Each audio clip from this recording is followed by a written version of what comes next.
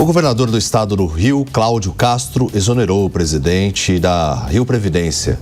Nós vamos para lá saber todos os detalhes ao vivo com o nosso repórter Rodrigo Viga. Viga, muito bom dia. Tudo bem, David?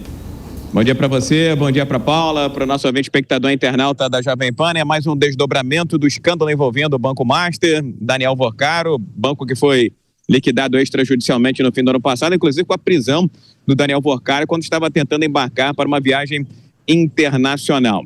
Depois dessa investigação, dessa operação feita pela Polícia Federal para o cumprimento de 4 mandados de busca e apreensão, investigando detalhes sobre 9 operações financeiras realizadas pela Rio Previdência, a Caixa de Previdência do Estado do Rio de Janeiro.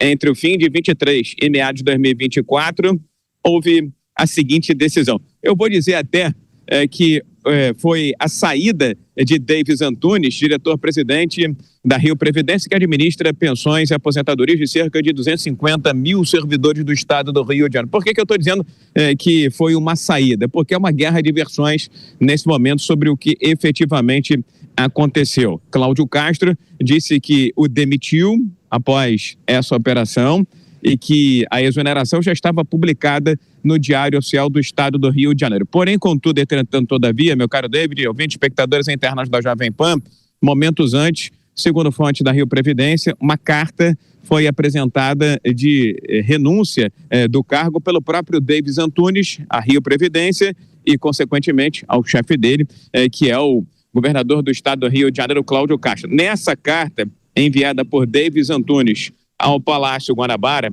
ele volta a dizer que não cometeu nenhuma ilicitude, nenhuma ilegalidade ou irregalidade, e diz nesse documento que na condição de ex-presidente, agora na condição de ex-presidente, mas como presidente, sempre atuou com espírito público, correção e dentro dos mais elevados preceitos éticos. E acredita que ao deixar o comando da Rio Previdência, deixa todos os órgãos e instituições a cavaleiro à vontade para investigar esses investimentos que ele continua dizendo que foram bem feitos, que não houve qualquer tipo de ilegalidade ou irregularidade. Ele assegura, inclusive, ampla transparência e lisura nas apurações de alegações que não encontram respaldo nos fatos.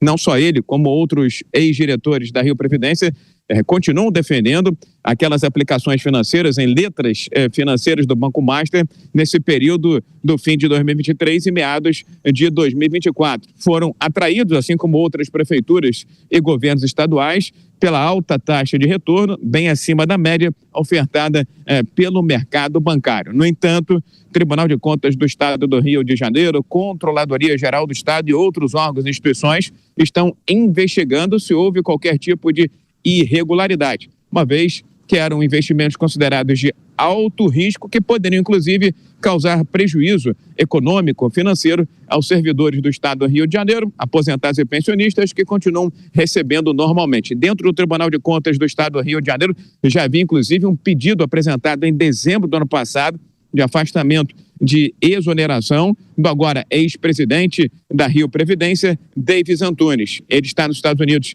desde o último dia 15, foi alvo de mandado de busca e apreensão na Operação Barco de Papel nesta sexta-feira, mas o principal elemento buscado pela Polícia Federal não pôde ser recolhido, não pôde ser apreendido, o telefone celular de Davis Antunes, uma vez que, como eu disse, ele está nos Estados Unidos desde 15 de janeiro, dentro do Tribunal de Contas do Estado do Rio de Janeiro. Viu, meu caro David Tato?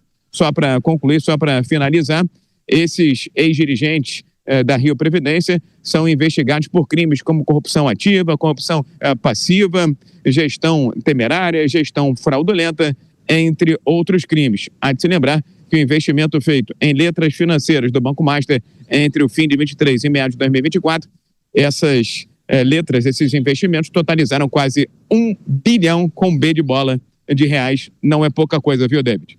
Sem dúvida alguma. Agora resta saber se as investigações vão conseguir confirmar, né? Se houve, então, uma má-fé ou se realmente ele estava tentando fazer investimentos num banco que tinha ali um lucro superior aos outros. Rodrigo Viga, muito obrigado pelas suas informações ao vivo direto do Rio de Janeiro. Daqui a pouquinho a gente volta a se falar.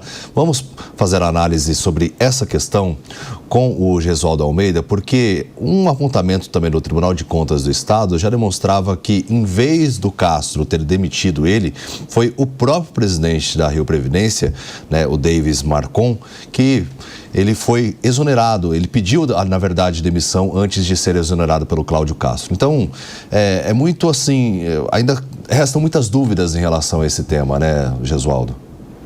E acho que você foi cirúrgico quando disse, com precisão cirúrgica, David, quando disse há de se investigar se houve má-fé, se houve dolo, se houve realmente uma tentativa de locupletamento, de enriquecimento indevido, ou se foi apenas um investimento mal sucedido, como muitos da iniciativa privada fizeram.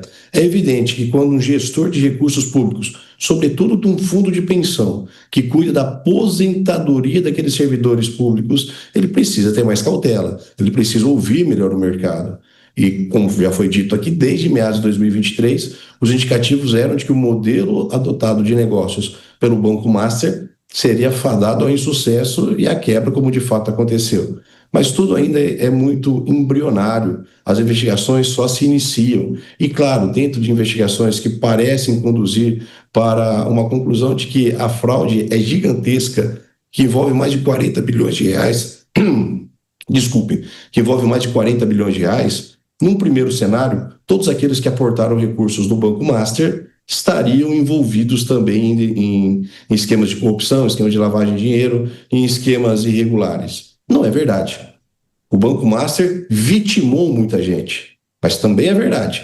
O Banco Master vitimou muita gente com a conivência de muitas pessoas graúdas. E são essas que precisam ser investigadas à exaustão e punidas severamente. Gesualdo, a pergunta de R$1 milhão é quem autorizou, quem fiscalizou, de quem é a culpa? Faltou o Banco Central monitorar de uma maneira mais próxima?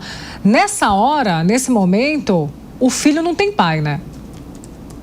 O sucesso tem muitos pais, mas nessa situação a orfandade é o que prevalece. Dificilmente alguém assumirá a culpa de um mau sucesso desse, de um investimento mal sucedido desse, em razão, sobretudo, das consequências que lhe causariam. Veja, até o Vorcaro nega que estivesse envolvido em fraudes, ele diz apenas que foi um modelo de negócio adotado que não deu certo.